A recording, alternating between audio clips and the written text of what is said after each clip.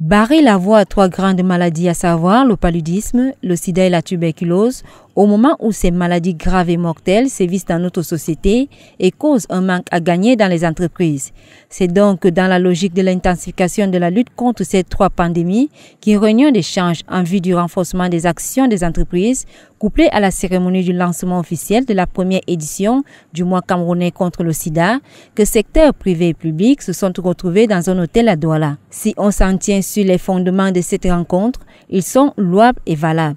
Nous avons convenu que c'est main dans la main, en mettant en œuvre un certain nombre d'actions synergiques, qu'effectivement nous pouvons baisser la prévalence du VIH, nous pouvons combattre l'absentéisme dû au paludisme en milieu de travail et surtout nous pouvons éviter la dissémination de la tuberculose. Selon les statistiques présentées au cours de cette réunion, qui a drainé un important parterre des représentants d'entreprises de la capitale économique, une triste réalité transparaît.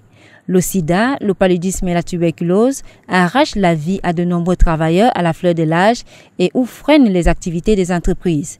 Certaines d'entre elles, soucieuses de préserver la santé des employés, ont pris des dispositions adéquates. Nous avons des infirmeries dans les plantations avec des personnels de santé et avec des médicaments que nous ravitaillons tous les 2 mois.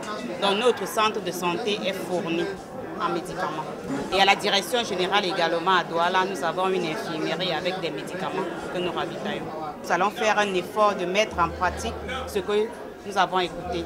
Cette réunion a surtout permis de dégager quelques recommandations, dont l'essentiel est énuméré ici par le patron de la santé publique. Les recommandations que nous avons vues, à savoir la nécessité de créer des cadres de concertation dans chaque entreprise, recréer des groupes de discussion sur le VIH, sur le paludisme, s'assurer que l'entreprise mène certaines actions en direction des cibles vulnérables, notamment les femmes et les enfants en entreprise, peut permettre à ce que non seulement tout le monde connaisse son statut en entreprise en ce qui concerne le VIH. La réunion de Douala, qui marque le démarrage des grandes activités visibles sur l'ensemble du territoire pour parler d'élimination, a permis ainsi de célébrer le partenariat public-privé, symbolisé par la remise de ces certificats de reconnaissance de célébration du partenariat public-privé de lutte contre ces grandes pandémies.